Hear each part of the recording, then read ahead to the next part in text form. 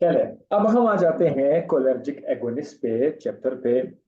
यहाँ पर आकर अब इस चैप्टर में मेरा वो स्टेज मुकम्मल हुआ जब मैं पिछले मतलब अभी एक महीना मुकम्मल होने वाला है कि मैंने कहा था कि हम पहले फार्माकोलॉजी का फाउंडेशन बनाते हैं, एक मजबूत बुनियाद बनाते हैं। वो बुनियाद आपका मुकम्मल हो चुका है अल्लाह की फजल से। डिपेंड करता है स्टूडेंट ने अब उन लेक्चर्स पर कितना टाइम दिया हुआ है, उन्होंने उसको कितना एब्जॉर्ब किया हुआ है, उस पर कितना सोचा है। उनका फाउंडेशन ज्यादा स्ट्रांग होगा, और जो लोग गैराजी करते रहे या लेक्चर नहीं देते उनका फिर वीक होगा, उसको फायदा नहीं है। अब मैं मेरे लिए आसानी ये है कि अब मैं आप लोगों को हाथ से पकड़कर सिर्फ ये बताऊं ये रास्ता है, इस तरह आपने जाना है। कोलिजिक एगोनिस्ट एक चैप्टर है, इस तरह आगे भी बहुत सारे चैप्टर्स है। आपने अब फार्माकोलॉजी को पढ़ना किस तरह से है आप, राइट। सो जब से जैसे ही आप स्टार्ट करेंगे, सबसे पहले आप देखिए कि इस चैप्टर के अंदर कौन कौन से ड्रग्स हैं। जैसा कि कोलिजिक एगोनिस्ट है, पहले आप देखेंगे इसमें फलाना फलाना ड्रग्स हैं, और 10 ड्रग्स है, 20 ड्रग है, 25 ड्रग्स हैं। उनको आपने याद रखना है। प्लीज यहां पर शॉर्टकट मारने की कोई कोशिश ना करना कि चलो 4 ड्रग्स याद करूं, जैसे लोग उसको स्मार्ट स्टडी बोलते हैं। यार इसमें स्मार्ट क्या, खाक स्मार्ट है कि आपने 4-5 ड्रग्स याद किए हुए और बाकी ड्रग्स याद नहीं किए हुए। कल को वो सवाल आ गया जो आपने छोड़ दिया था। लिखने वाले को क्या पता कि ये जो है स्टूडेंट ने ये याद किया, याद नहीं। वो तो देखता है, जैसे मुझे कोई मिले कि यार मैं टेस्ट बना रहा था तो मैं तो कहीं से भी कोई ड्रग उठा सकता हूँ। लिहाजा ये आप लोगों ने पहला काम ये करना है कि अपने ड्रग्स याद करने हैं कि इसमें कौन कौन से ड्रग हैं, ताकि कल जब उसका नाम आपके सामने आ जाए तो एटलीस्ट आपको इतना सा तो पता हो कि ये ड्रग इस खानदान से है, राइट। अब जैसे यहां पर एक नाम है बीटानिकोल, बीटानिकोल, बेटानिकोल, बेटानिकोल। बेटानिकोल नाम आते ही पता चलेगा यार ये कोलिनर्जिक एगोनिस्ट है, बस इतना पता हो।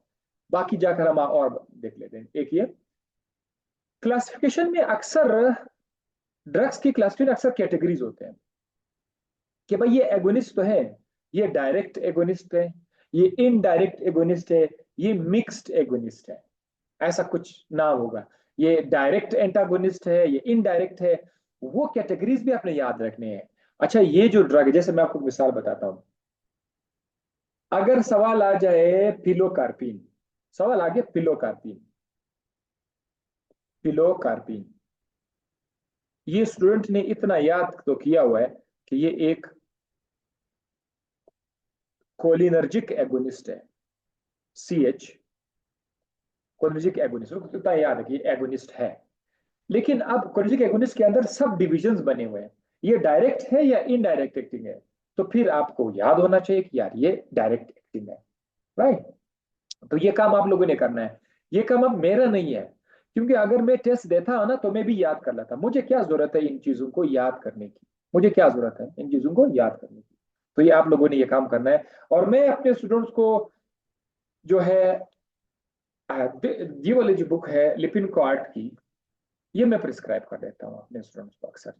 लिपिन कॉर्ट, दिस इज, मुझे बड़ा अच्छा लगता है, मुझे बड़ा अच्छा लगता है। आई रियली लाइक इट,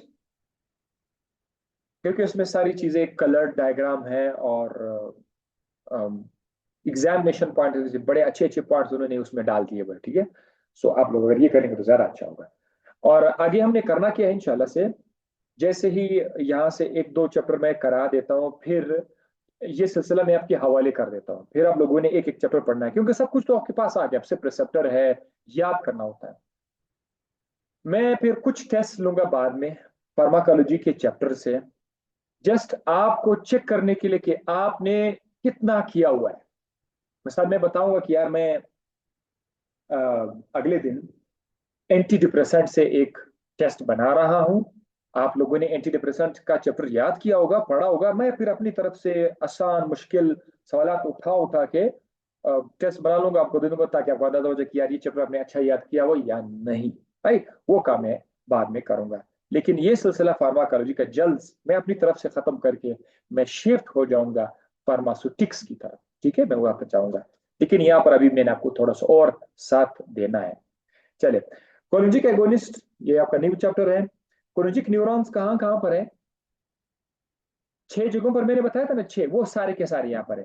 पहला, दूसरा और तीसरा, ये जो दो है ना, दो, इसमें लिखा हुआ है autonomic ganglia both sympathetic and parasympathetic. तो इसका मतलब है दूसरा और तीसरा यहाँ पर आ जाएगा, दूसरा और तीसरा। पोस्ट ग्लैंडिक फाइबर्स का मतलब ये है, ये चौथा जगह है। और sympathetic division of sweat gland, इसका मतलब ये है कि ये पांचवा जगह है। और muscle of the somatic nervous system, ये 6 जगह है। ये हम लोग उधर भी पढ़ चुके हैं, तो यहाँ पर भी आप लोगों ने ये जस्ट लिखा हुआ, चैप्टर में लिखा हुआ था तो मैंने आपको बता दिया। ये 6 जगह हमारे जहन में अल्हम्दुलिल्लाह बैठ गए हैं कि यहाँ पर मौजूद होते हैं। अब हम आते हैं neuro transmission at the cholinergic neurons. Neuro transmission at the cholinergic neuron में हम लोग पहले आते हैं सिंथेसिस की तरफ आते हैं। इसके कुछ स्टेप्स है। पहले एसिटाइल कोलिन बनेगा, फिर जाकर ये स्टोर होगा, फिर जाकर ये रिलीज होगा, और फिर ये बाइंड करेगा, फिर ये टूट जाएगा। 5 स्टेप्स है, ठीक है। बनेगा, स्टोर होगा, रिलीज होगा, बाइंड होगा, और टूट जाएगा, यानी इसका रीअपटेक भी इसमें शामिल है। हमने ये सारे, एक मिनट मैं अभी जरा देता हूं। पहला है सिंथेसिस, सिंथेसिस। सिंथेसिस के बाद दूसरा है स्टोरेज, थर्ड है रिलीज, फोर्थ है binding,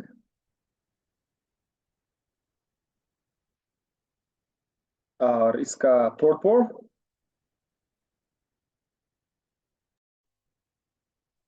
and then reuptake. Reuptake, तकरीबन ये स्टेप्स हैं, ठीक है।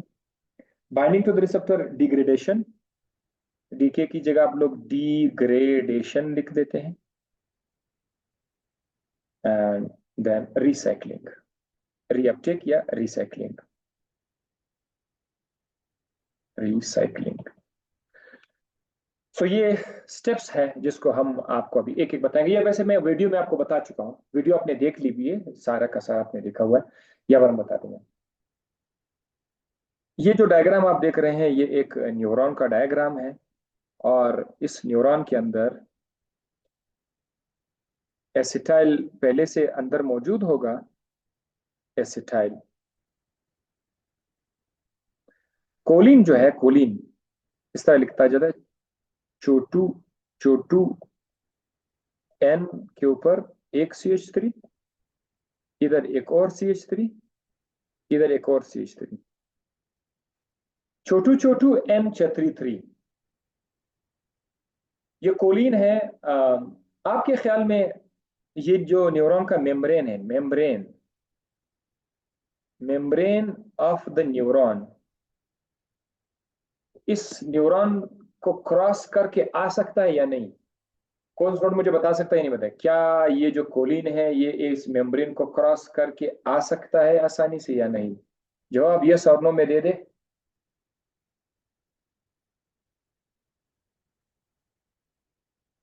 यस है तो क्यों, और नो है तो क्यों? No, no. Sadia yes, Faiza no. क्यों नो? क्यों नो? इसका जवाब दो, क्यों वाई नहीं आ सकता, अंदर क्यों नहीं आ सकता, इसका जवाब दो। जो लोग कह रहे हैं नो वो तो सही है, लेकिन जवाब दो कि क्यों। इसका जवाब दे। Require energy, require no, no. ये आप लोग कुछ और मुझे बता रहे, मैं कहता हूं क्यों नहीं आ सकता ये।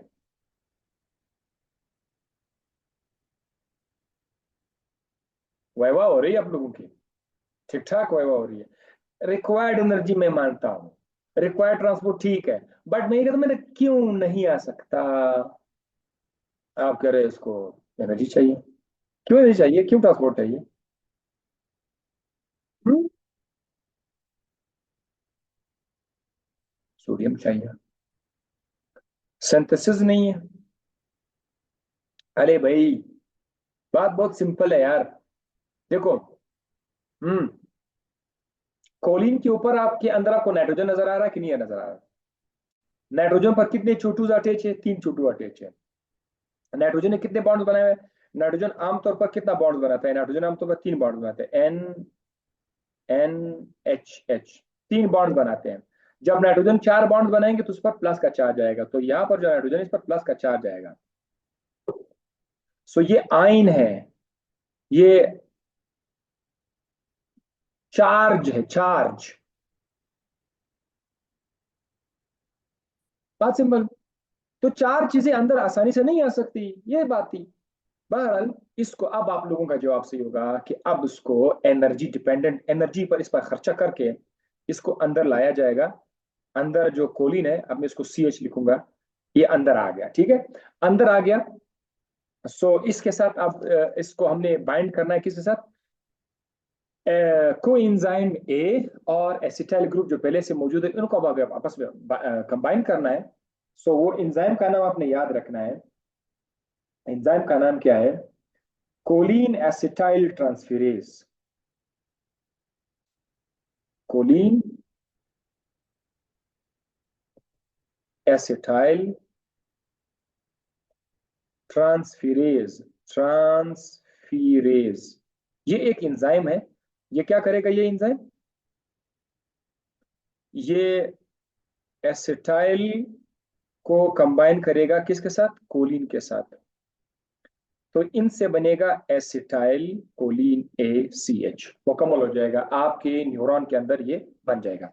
अच्छा, अब उन्होंने ये कहा हुआ है कि क्या ऐसा कोई ड्रग है जो कोलिन को अंदर जाने से रोक देगा? तो उसका नाम है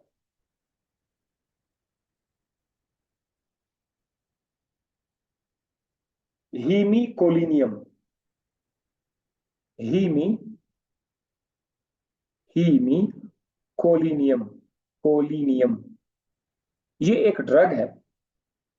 ये ड्रग अगर आपने दे दिया तो ये जो कोलिन है अंदर आ रहा था, ये अंदर नहीं आ पाएगा। कोलिन ने अंदर आना था एक को ट्रांसपोर्ट के बदले में। किसको, क्या नाम था? को ट्रांसपोर्ट, को ट्रांसपोर्ट। इसका मतलब, को का मतलब क्या है? को का मतलब है एक चीज अंदर आ रहा है, उसके बदले कोई दूसरा चीज बाहर आ रहा है, मतलब इस तरह से। सो इसका मतलब ये है कि सोडियम को हम बाहर लाएंगे, उसके बदले में कोलिन अंदर आएगा और इधर एनर्जी खर्च हो जाएगी, जाहिर है ATP यहाँ पर लग जाएगी, एनर्जी का खर्चा करेंगे तो कोलिन अंदर जाएगा और सोडियम उसके बदले बाहर आ जाएगा। So this is what energy dependent को ट्रांसपोर्ट। एनर्जी डिपेंडेंट को ट्रांसपोर्ट, ये आपको याद रखना होगा कि कोलिन आंखें बंद करके नहीं आ सकता, इस पर चार्ज है, इस पर हम एनर्जी खर्च करेंगे और एनर्जी भी इस तरह खर्च करेंगे कि को ट्रांसपोर्ट के थ्रू ये कोलिन अंदर आ जाएगा। इस प्रोसेस को कौन रोक सकता है? इस प्रोसेस को हेमीकोलियम रोक सकता है। अगर आपके पास हेमीकोलियम मौजूद है, हेमीकोलियम, ये इसको ट्रांसपोर्ट नहीं देगा, एस्टाइल कोलिन नहीं बनेगा। एस्टाइल कोलिन नहीं बनेगा तो एस्टाइल कोलिन रिलीज नहीं होगा। जब एस्टाइल कोलिन रिलीज नहीं होगा तो रिसेप्टर्स एक्टिवेट नहीं होंगे, आपको काम नहीं मिलेगा। ठीक है, तो ये एक काम होगा यहाँ पर, इस स्टेप में ये चीज आपने देख लिया। दूसरा स्टेप क्या है? स्टोरेज। दूसरा स्टेप है स्टोरेज। और स्टोरेज के लिए हम लोग बहुत सिंपल जवाब दे देते हैं कि आपका जो न्यूरॉन है, न्यूरॉन में ये जो एस्टाइल कोलिन है ACH, ये छोटे छोटे से वेजिकल के अंदर बंद हो जाएंगे, इधर बंद हो जाएंगे। ये भी एक वेजिकल है, छोटे छोटे मेम्ब्रेन बाउंडेड स्ट्रक्चर है, आसपास मेम्ब्रेन है, इधर ये बंद हो जाएंगे। ठीक है, इसको यहाँ पर स्टोर किया जाएगा, इन मेम्ब्रेन के अंदर इसको स्टोर किया जाएगा। इनके साथ जब ये स्टोर होंगे तो इनके अंदर, मैं एक तो इसको थोड़ा बड़ा लिख लेता हूं, इनके अंदर ATP को भी स्टोर करके रखा जाएगा।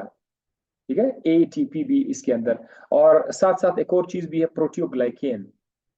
कुछ एक्स्ट्रा चीजें मैं बता रहा हूं यहाँ, प्रोटियोग्लाइकेन। इसका मतलब ये जो एक वेजिकल है, उस वेजिकल के अंदर ACH एसिटाइल कोलिन तो है, साथ साथ उसके साथ ATP भी मौजूद है एज अ को ट्रांसमीटर। इनको नाम दिया हुआ है को ट्रांसमीटर। ATP का नाम दिया हुआ है को ट्रांसमीटर।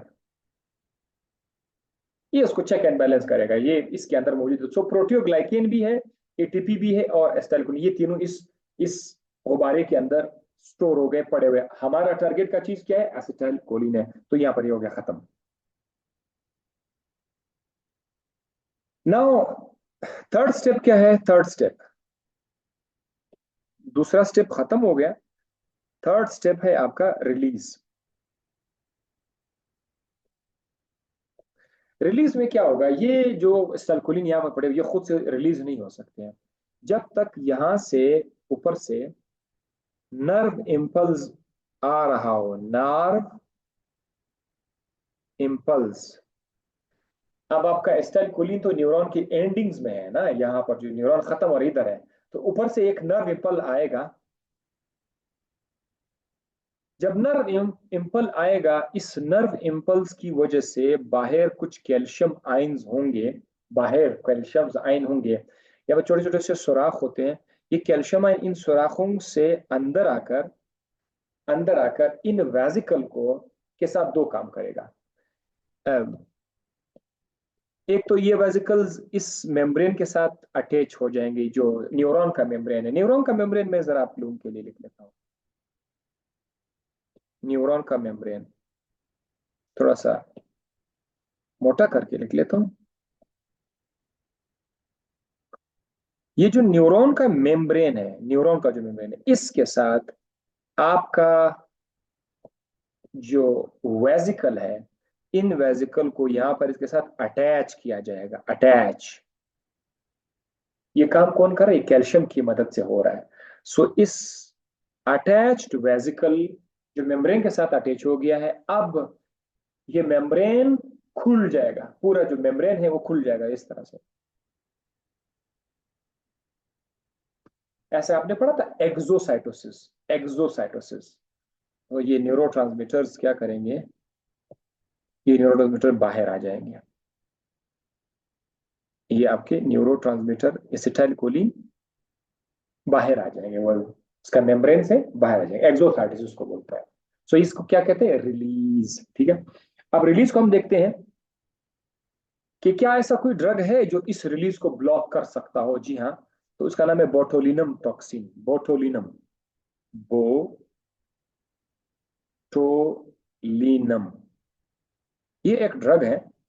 अगर ये मौजूद था तो फिर ये रिलीज नहीं होगा। आपका एसिटाइलकोलिन सिग्नल के बावजूद भी रिलीज नहीं होगा। सिग्नल आ रहा होगा, ये रिलीज नहीं होगा, यानी एसिटाइलकोलिन रिलीज नहीं होगा, तो आपको इफेक्ट नहीं मिलेगा। एसिटाइलकोलिन ने आगे जाके मस्कार्निक रिसेप्टर पर अटैच होना था या निकोटिनिक पर अटैच होना था, जिधर जिधर इसने जाना था वो नहीं होगा, तो रिसेप्टर एक्टिवेट नहीं होगा और आपको वो इफेक्ट नहीं मिलेगा। तो बोटुलिनम एक किस्म का आप कह सकते हैं कि ये कोलिनर्जिक एंटागोनिस्ट है, क्योंकि इसने उसको रिलीज को ब्लॉक कर दिया था। एक दूसरा एक ड्रग है जो इस रिलीज को सपोर्ट करते हैं। दे दनादन दे, सिग्नल नहीं आ रहा हो भी तभी भी उसको क्या करते हैं? उसको रिलीज कर लेते हैं। वो कौन सा है? वो है एक विनम है। Widow spider venom. Venom spider, spider venom जहर है किस्म का। अगर ये जहर भी तो किस्म का ड्रग है ना, अगर ये जहर, ये विनम आ गए तो वो क्या करेंगे? वो सिग्नल नर्व इम्पल्स की गैर मौजूदगी में इसको रिलीज करना शुरू कर देंगे। मतलब बॉडी में इसकी जरूरत नहीं होगी, ये खुद ब खुद कोलिन, एसिटाइलकोलिन रिलीज हो जाएंगे और हमें वो इफेक्ट मिलेंगे जो हम नहीं चाहते बॉडी में, लेकिन वो फिर भी आपको मिल जाएंगे, तो आपको असरा तो मिल जाएंगे। सो ये आपने इस तरह से याद रखना होता है। अब देखो, एक चैप्टर शुरू हुआ है, उस चैप्टर के अंदर आपने ड्रग क्लासिफिकेशन को अलग से लेकर ये आपने उसका एक तारुफ भी देख रहे हैं कि व्हाट इज गोइंग ऑन इस न्यूरोट्रांसमीटर के साथ, क्या क्या हो सकता है, तो कौन कौन से स्टेज। ये अगर आपको ये मेन पेज का पता हो, फिर आप ड्रग्स को समझने में, ड्रग्स को याद करने में आपके लिए आसानी होगी। अच्छा ये ड्रग यहाँ पर एक्ट करते हैं, अच्छा ये ड्रग यहाँ पर एक्ट करते हैं, ये ऐसा कर लेते हैं। तो कोशिश करें कि जो चैप्टर आप शुरू करेंगे उसका एक मेन खुलासा, एक पूरा मैकेनिज्म आपके जहन में आ जाए कि ये चैप्टर मेन किस मैकेनिज्म से एक्ट करता है। तो ये आपका कुलीन शुरू है, रिलीज हो गया आपका। फोर्थ स्टेज क्या है? फोर्थ स्टेज है वो आपका बाइंडिंग। अब बाइंडिंग क्या होगा? जाहिर है स्टाइलकोलिन रिलीज हो गए।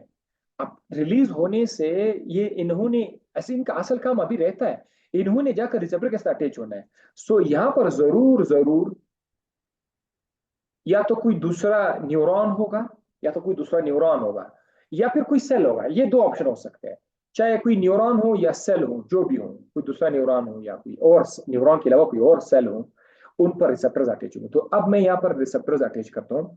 यहाँ पर रिसेप्टर्स हैं, यहाँ पर रिसेप्टर्स हैं, और यहाँ पर रिसेप्टर्स हैं।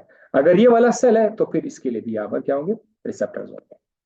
अब बस करना क्या है कि ये जो एसिटाइल कोलिन है, इन्होंने आकर इन रिसेप्टर के साथ अपने आप को अटैच करना है, या फिर यहां पर आकर इसने इस रिसेप्टर के साथ अपने आप को अटैच करना है। जैसे ही वो रिसेप्टर के साथ अटैच करेंगे, व्हाट विल हैपन, आपको मैंने दो तरीके बताए थे। रिसेप्टर अटैचमेंट के बाद दो ऑप्शन हो सकते हैं, या तो उस रिसेप्टर से मेम्ब्रेन की परमेबिलिटी चेंज हो जाएगी, सेल अंदर से पॉजिटिव या अंदर से नेगेटिव वगैरह वगैरह ये हो जाएगा, या फिर वो सेलुलर कैस्केड होगा, G protein, coupled receptor, adenylyl cyclase, या वो ऑप्शन होगा। वो अब हम यहाँ पे नहीं पढ़ेंगे, लेकिन आपको आगे बताएंगे कि इनके अंदर जो रिसेप्टर है कौन कौन सा क्या क्या करेगा, वो मैं आपको अभी बता दूंगा, ठीक है, इसके बाद। अच्छा, ये हो गया आपका बाइंडिंग। बाइंडिंग के बाद क्या है, डिग्रेडेशन। डिग्रेडेशन, सो फोर्थ स्टेज पे यहां पर लिख लिया बाइंड, बाइंडिंग, और फिफ्थ पे ले आता हूं डिग्रेडेशन। डिग्रेडेशन इंसान के जिस्म में बड़ा ही प्यारा चेक एंड बैलेंस है, ठीक है। हर जो कुछ होता है उसके लिए चेक एंड बैलेंस होता है, और कभी कभी बीमारी भी तो तब आती है जब ये चेक एंड बैलेंस डिस्टर्ब हो जाए। ये न्यूरो रिलीज हो गए, ये आ गए, अब इन्होंने अपना काम तो कर लिया, रिसेप्टर से अटैच हो गए, जो हमें मिला। अब हम चाहते हैं कि ये काम अब रुक जाए, बस जो हमने करना था वो तो हो गया। तो इनका एक्शन का जो दौरान है वो छोटा होता है। ये आ गए और फौरन खत्म हो जाते हैं, आ गए खत्म, जल्दी जल्दी खत्म हो जाते हैं। क्यों खत्म हो जाते हैं, क्योंकि यहाँ पर इंजाइम होते हैं, इन इंजाइम होते हैं। वो इंजाइम क्या करते हैं, एसिटाइल कोलिन को डिग्रेड कर लेता है। यानी आपको पता है एसिटाइल कोलिन में दो चीजें हैं, एसिटाइल और कोलिन, इसमें दो टुकड़े हैं। तो ये जो आपका इंजाइम है, इंजाइम ई, कोलिन स्टेरेज के नाम से, कोलिन स्टेरेज, हाँ लिख लेते हैं इधर, कोई जगह बना लेता हूं पहले, चलो इधर लिख लेते हैं। इधर ये आपका न्यूरॉन आ रहा है,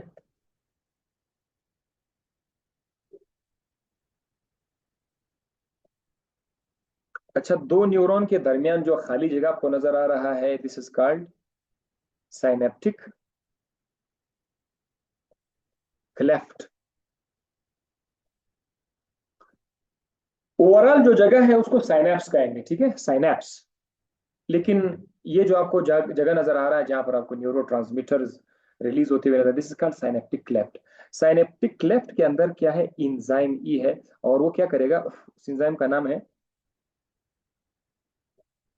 एसिटाइल कोलिन एस्टरेज। ये आपके एसिटाइल कोलिन को क्या कर देगा, तोड़ देगा दो टुकड़ों में। एक का नाम है एसिटाइल और दूसरे का नाम है कोलिन। ये होगा, ये एंजाइम का नाम क्या है, स्टीरेज कोलिन स्टीरेज, ये कोलिन स्टीरेज है। ये बाहर ही बाहर ये सब कुछ काम हो रहा है, एसिटाइल अब टूट गया हुआ है। अब एसिटाइल ग्रुप को दोबारा अंदर आने की जरूरत तो नहीं है, क्योंकि सेल के अंदर एसिटाइल खुद खुद बन सकता है, राइट। ये जो कोलिन है ना, कोलिन, कोलिन, अच्छा एक मिनट एक मिनट एक मिनट, कोलिन में भी recaptured by sodium coupled. Choline को हम लोग वापस रिकैप्चर्ड कर सकते हैं बाय सोडियम कपल्ड। यानी अब इसके बदले सोडियम बाहर आएगा और कोलिन को हम लोग फिर से अंदर ले जा सकते हैं, ठीक है। ये रीअपटेक हो रहा है, this is called what, reuptake. इसको बोलते हैं रीअपटेक, वो वापस न्यूरॉन के अंदर जा रहा है।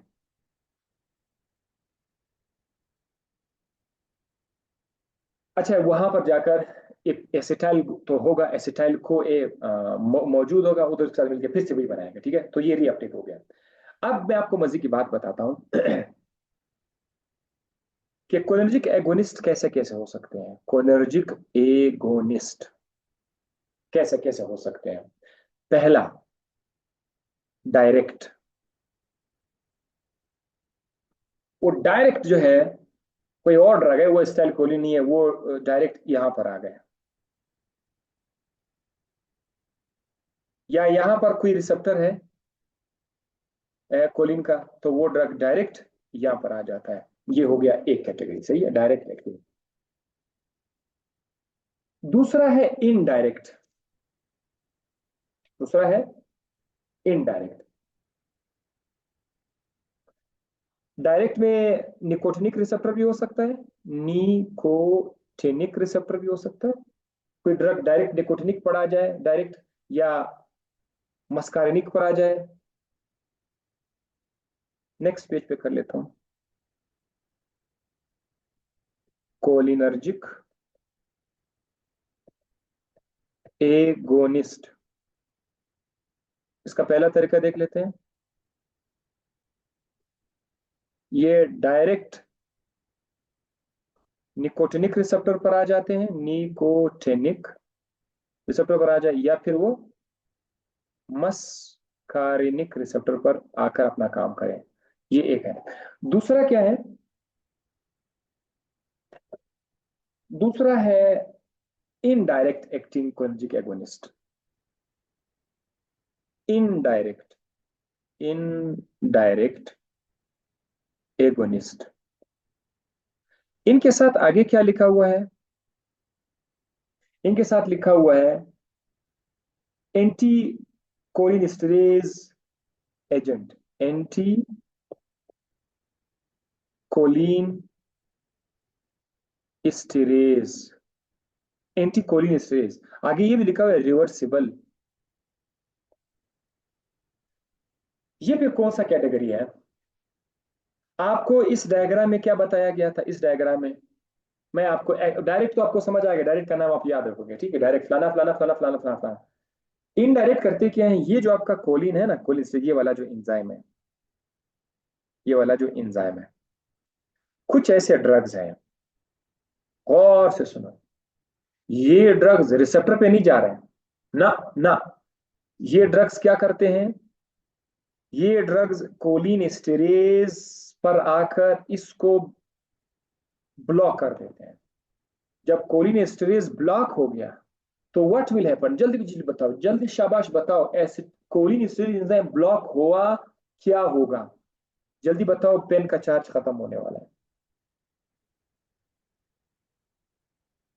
हम्म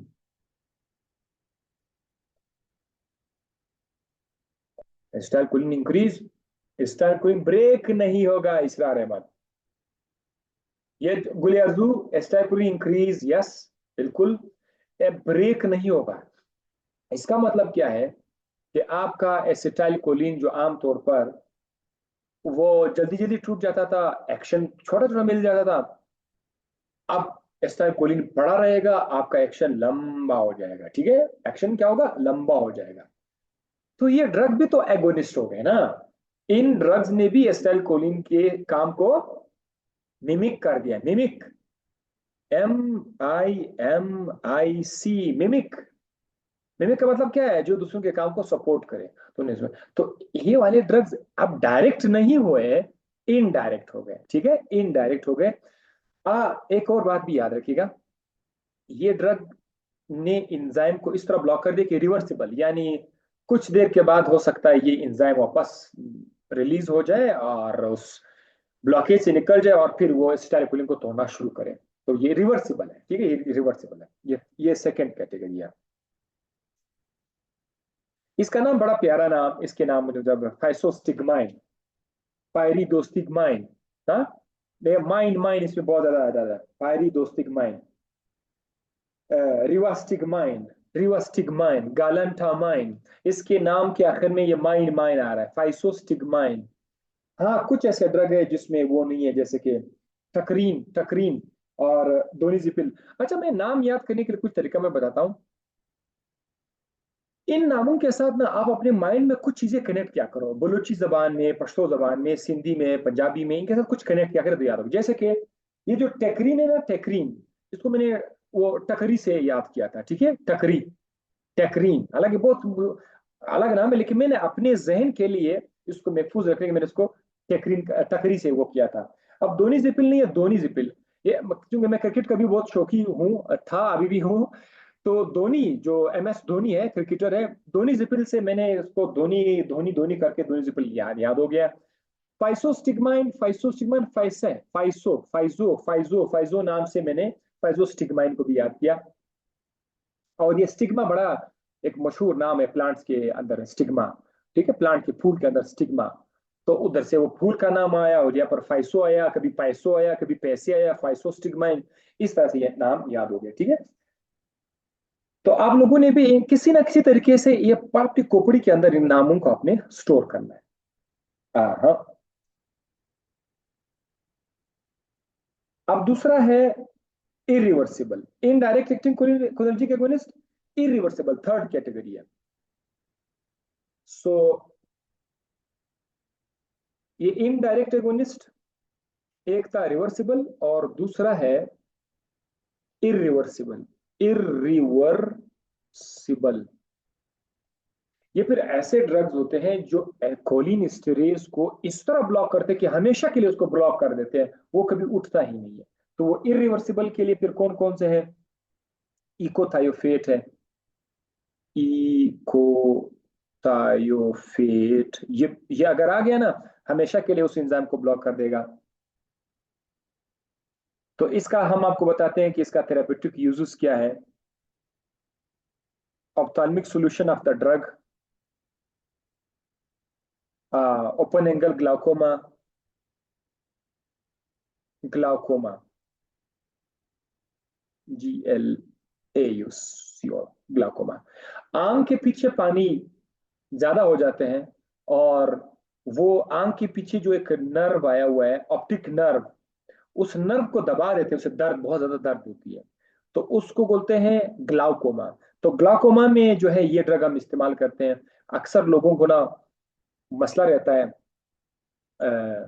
कि ये जो कोलिन का असर होता है वो बहुत जल्दी जल्दी खत्म हो जाता है। तो हम कहते हैं कि जब तक कोलिन का असर है, आंख में ज्यादा कोलिन का असर आपने छोड़ना है, तो आप एक काम करिए, आप वो जो एंजाइम है जो कोलिन को तोड़ रहा है, उस एंजाइम को हमेशा के लिए आइस के अंदर खत्म कर दो, ताकि ये पानी जमा ना रहे। तो पानी जमा नहीं रहेगा तो उसको ग्लाउकोमा नहीं रहेगा। सो हम यहाँ पर इसको इस ग्लाउकोमा में इस्तेमाल करते हैं। चले जी, अब हम आते हैं इनके, आपने ये सारे के सारे अपने याद रखने होंगे। अब मैं आपको उसका कुछ काम बताता हूँ, इनके साइड इफेक्ट्स के बारे में, चाहे डायरेक्ट हो या इनडायरेक्ट। मैं कुछ कुछ आपको साइड इफेक्ट्स बताता हूँ।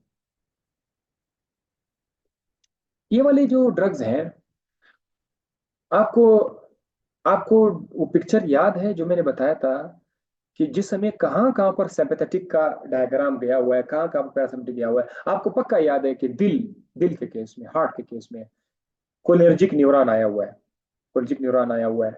तो इसका मतलब ये है कि अगर आप लोग ये वाले ड्रग यूज करोगे, ये जो आप लोग एगोनिस्ट यूज करोगे, एगोनिस्ट का क्या क्या असर हो सकता है, उसके साइड इफेक्ट में हार्ट आ सकता है, क्योंकि ये दिल की धड़कनों को स्लो करता है। तो ये क्या काज करेगा? ये ब्रेडी कार्डिया काज करेंगे, bradycardia, bradycardia. Bradycardia का मतलब दिल के धड़कनों का स्लो हो जाना, ब्रेडी कार्डिया का मतलब दिल के धड़कनों का स्लो हो जाना। ये एज अ साइड इफेक्ट होगा आपके जो कोलिनर्जिक एगोनिस्ट है, ये उनका एज अ साइड इफेक्ट होगा, और आपको पता होगा पहले से, इसको याद करने की जरूरत है ही नहीं। दूसरा इसका साइड इफेक्ट क्या है कि ये आंख का जो प्यूपिल है वो छोटा कर देता है। वो हमें पता है, वहां से हमने डायग्राम से याद किया था, मायोसिस ये काज कर लेते हैं, ब्रेडिकार्डिया है, मायोसिस है, प्यूपिल साइज को छोटा कर देता है। बाकी ये जो नाजिया है, इनके लिए कोई खास ऐसा ऐसा कोई वो नहीं है। नाजिया अपने याद रखना, इसमें नाजिया है। डायरिया इसमें शामिल है। इसका रीजन क्या है डायरिया का? डायरिया का कॉन्सेप्चुअल रीजन है, ये वाले ड्रग अक्सर इंटेस्टाइनल मोशन को तेज कर लेते हैं, हाँ, मोटिलिटी को तेज कर लेते हैं। तो डायरिया इसका इफेक्ट होना चाहिए। हाँ, इस पर आपको रटा लगाने की जरूरत नहीं, आपको पता है कि ये इंटेस्टाइन के अंदर ये काम करे तो डायरिया होना चाहिए। हाँ, एक और, urinary urgency, urinary urgency, urgency, urinary urgency बंदे को फील हो रहा होगा कि यार मुझे बार बार यूरिन आ रही है। आप इसको रटा लगाने की जरूरत नहीं है, क्योंकि आपको बताया गया था कि सिंपैथेटिक नर्वस सिस्टम जो आपकी यूरिनरी ब्लैडर में गया हुआ है, वो जाहिर है वो एसिटाइल कोलिन इस्तेमाल करता है, एसिटाइल कोलिन।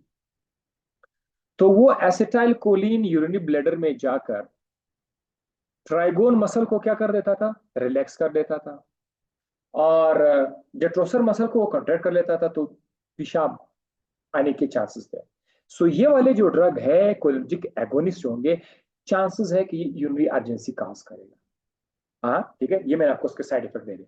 अब ड्रग्स आप याद करें, बाज ड्रग के साथ इनमें से कुछ इफेक्ट होंगे कुछ नहीं होंगे, लेकिन कम से कम जनरलाइज तो पता होना चाहिए।